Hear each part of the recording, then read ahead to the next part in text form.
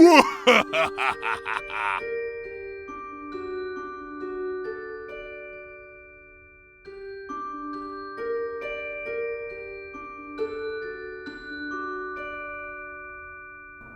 back. I am just jumping right into today's video. It is my first Halloween decorating video of the Halloween spooky season, and I'm so excited to share this with you. I'm going to show you a Pottery Barn Gus the Ghost pillow DIY, as well as the tomato cage ghost that I did last year. I'll show you that again, and I'm also going to be hanging floating candles and hats from my ceiling. I still have all of my fall decor out. I wanted to enjoy my fall decor as long as I could before I switched it out for Halloween.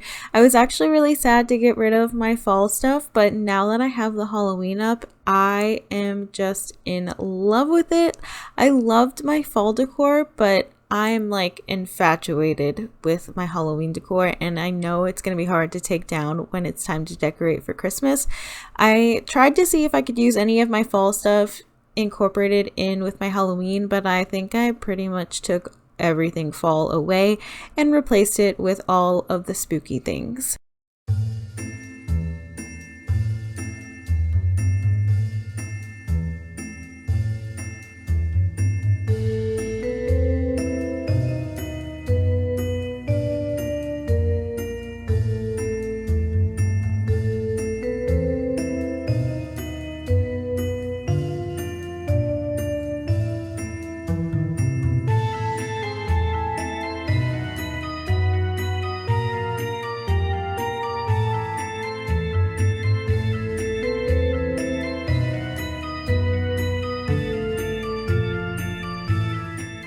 A lot of the time now I will kind of decorate before I film just to see where I want everything to go, and so I know what I'm doing while I'm filming, and it doesn't take up a lot of space on my memory card, and it doesn't take me as long. But this time, like I said, I left up my fall decor, so I didn't do a lot of pre-decorating before I filmed, so you're gonna see me do a lot of trial and error with the pillows, definitely with the coffee table. In the end, I end up finding that perfect mixture of spooky and elegant. That's kind of how I like to decorate for Halloween. I like to keep it eloquent and nice looking, but still very spooky and Halloween. And then you'll see in my next video, my bedroom is more cutesy Halloween, which I was really happy to be able to incorporate that because I see a lot of people use really cute Halloween decor, and I wanted to be able to do that as well. So I do that in our master bedroom.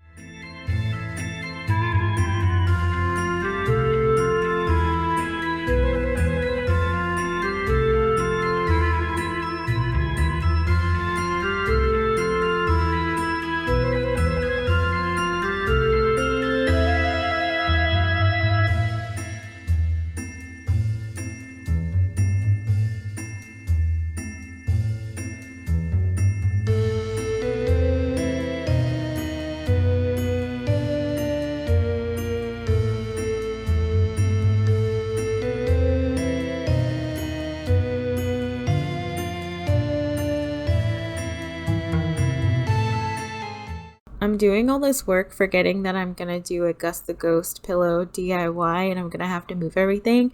So I'm gonna finish up the couch and then remember that I am gonna have a whole nother pillow to add. But before we get to all that, please enjoy this 20 seconds of Tilly.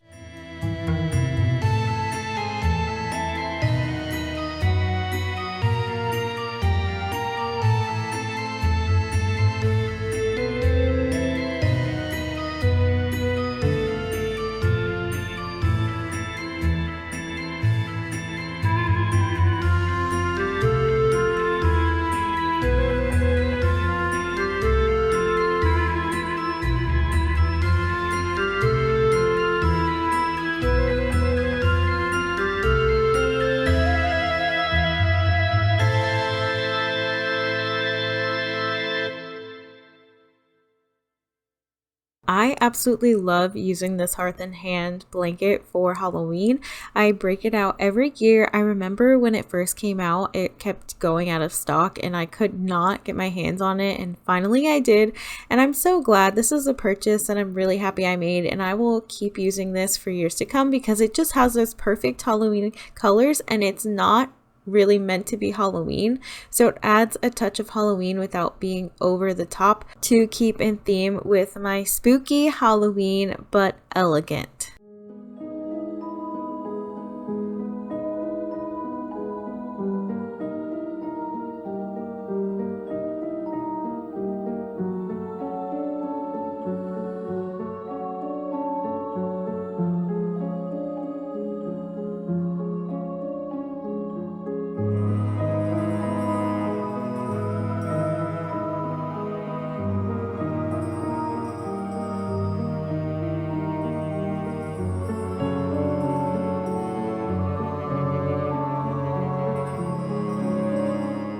Okay, it is time to make a DIY version of Gus the Ghost. So I am tying my twine around a short lumbar pillow that I already had, and I'm doing that in the middle, and then towards the top I'm tying it tighter to make it look like the head of the ghost. I put the Sherpa over the pillow to see where I wanted to cut it, and I just cut it where I liked it. I did no measuring.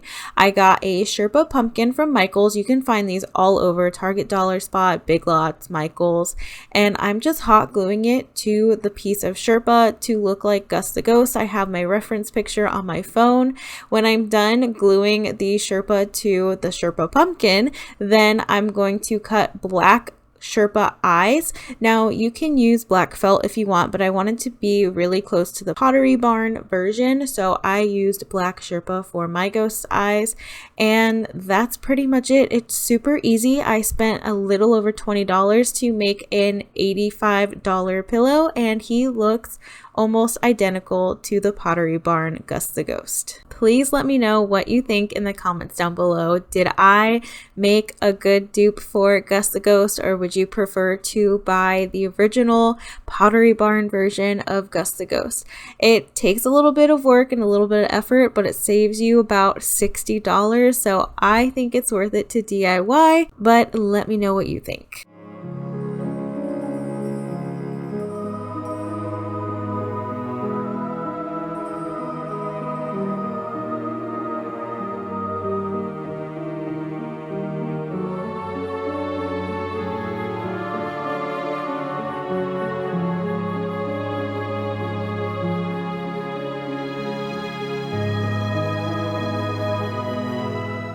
At first I thought I wanted to put Gus over here on the couch, but I ended up switching him out with this ghost and put him over here because we don't really move the pillows on that corner of the couch. So I wanted to put him somewhere I wasn't going to have to keep moving him and fixing him. But I am going to end up taking the black cat and ghost pillow off the couch eventually. I didn't film it. I forgot to film that part, but you'll see after I do the gallery wall that those will be gone. But for now, I'm going to work on the ceiling. So I bought these witches hats off of Amazon. They actually also came with little bats I can stick on the wall, and they come with the clear string to hang them up. They don't come with any hooks or anything, but I use the hooks from my floating candles. So I'm just kind of placing them sporadically. I kind of wanted to make it look a little uniform, but not too uniform, so it just looks like magic is holding them up. So a little sporadic, but also a little bit planned. And this just adds the perfect touch of magic to your home. It is so worth it at night to just sit under the floating candles, and I had candles left over, so I'm gonna put more in my entryway a little bit later in this video.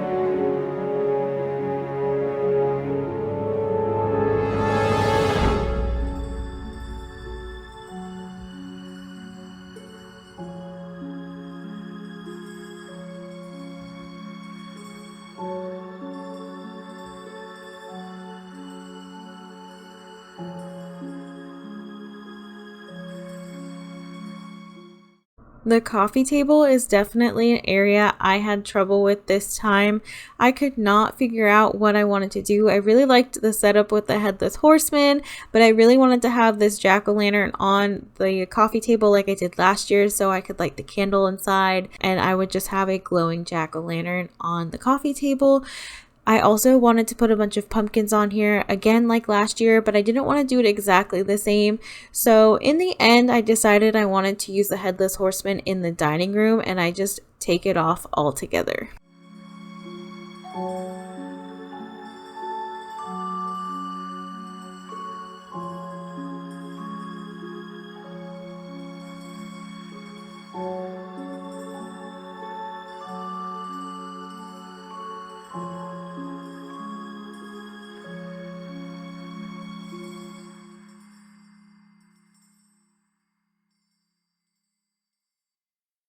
Here's how this side of the living room turned out. I forgot to tell you guys that I got a wand remote for the floating candle, so I get to pretend like I'm Hermione Granger every night when I turn on the candles. I just love sitting in the living room every single day and looking at all of the Halloween decorations. I can't wait to read a spooky book on the couch. And since I didn't mention this before, all of my prints for my gallery wall are from Etsy. I'll make sure I leave them linked down below, as well as the floating candles and hats.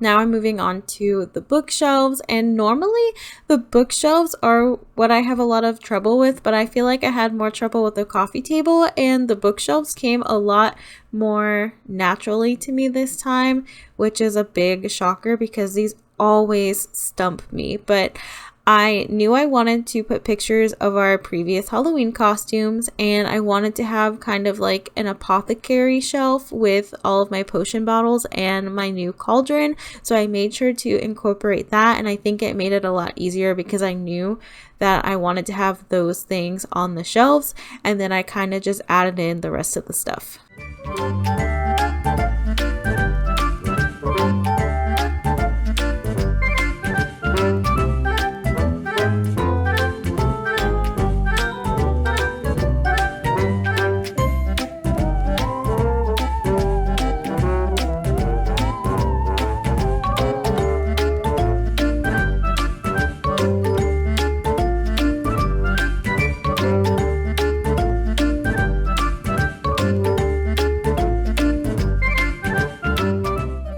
You know, I had to change out my record case that I had on display, so I put my grandpa's Simon and Garfunkel album in the front, and it's got black and white, so I thought it looked nice with the Halloween decorations. And then I'll end up adding a spooky tree just for a touch of Halloween on this shelf.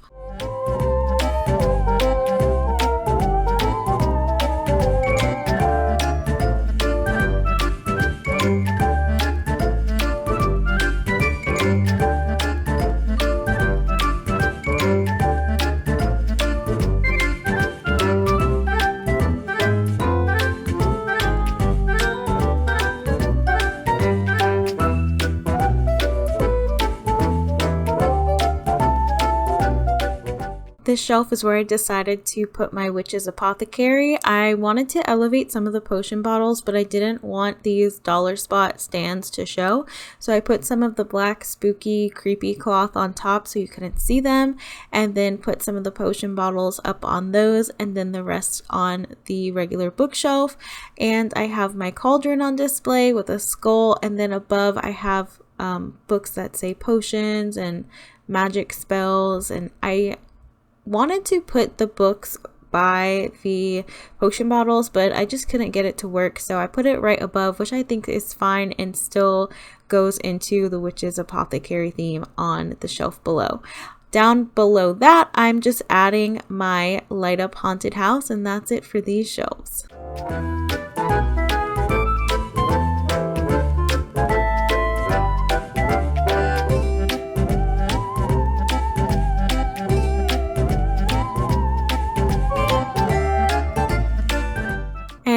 here's this side of the living room. I think it goes really well with the couch and the pillows and the gallery wall that I have going on, and it flows really well, meshes really nicely together. So I'm really proud of the work that I've done this year for my Halloween decor. Also in this video, it seems like it goes a lot faster than it does. I wish it was this fast in real life, but this took me at least 3 days to get everything done. Not just in this room, but also the whole rest of the apartment, which you'll see in part 2 of my Halloween decorating, but it took me a really long time.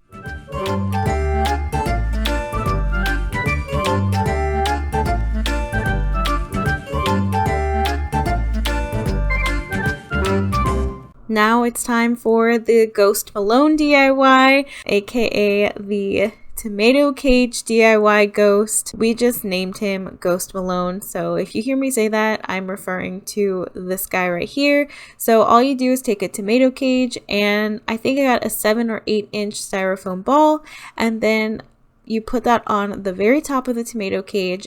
Get some lights to put underneath. I'm using twinkle lights, and I just stuck the end into the styrofoam ball and then wrapped it around the cage. And you put a sheet over the top. I just got a cheap sheet from Walmart, cut out some black felt eyes and hot glue them on. I made this last year, so my eyes are already on there. I'm gonna put a pumpkin on this table. I originally wanted to hot glue the pumpkin into his hands, his little ghost hands, but I decided against it, and I'm just gonna have him kind of holding the pumpkin on this table. And you are gonna see in a second that I decided to add a witch hat to his head, and I think it's just the cutest little thing. If you've done any of these DIYs or you plan to, please let me know in the comments down below. I would love to hear about your Halloween DIYs.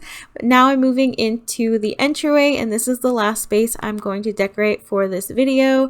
So I just want to add some creepy cloth to the top of the entryway table just to make it a little spookier, because it is a white entryway table. And then I'm going to add a couple of my light up figures, my headless horseman I have to put on display as soon as you walk in. I have this black pumpkin, but I'm gonna end up replacing it, and I'll show you a little bit of YouTube magic, and I'm gonna add some floating candles to this area.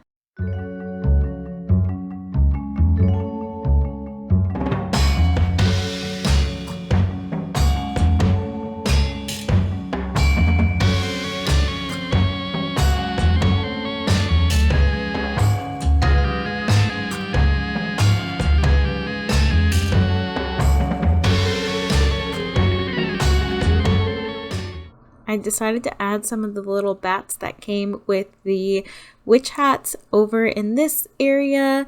It kind of looks like the bats are flying in from outside, which I like, and I just think it adds a nice little touch above the mirror to fill up some of that space. I didn't know what to put down here, and I forgot I had this sign, so I was like, this is the perfect item. I started actually running out of stuff because I had decorated the kitchen and dining room and master bedroom, and I was like, what in the world can I put down here? And then I remembered I had this, so I put it with my skull with the dragon, and here's how this space turned out. I love the lights at night. It is so cozy. I have the lights from the candles, I have the headless horseman, the ghost figurine, and then the eek sign, and all of those lights at night are just so nice to look at. If you stick around after this, I'm going to show you some shots of how everything looks when it is dark in here and I turn all of the lights off.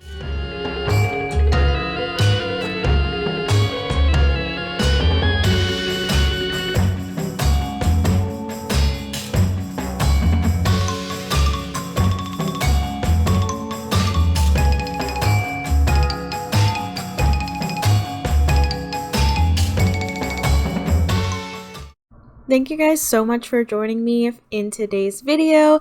Let me know what your favorite DIY was and if you plan on doing any of them.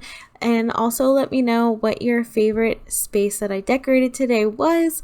I hope you enjoyed it, and I hope to see you in the next one when I decorate the dining room, kitchen, and master bedroom. I'll also be showing you how to add some ghosts to your lampshades and how to make cheesecloth ghosts. I'll see you in the next video. Bye, guys.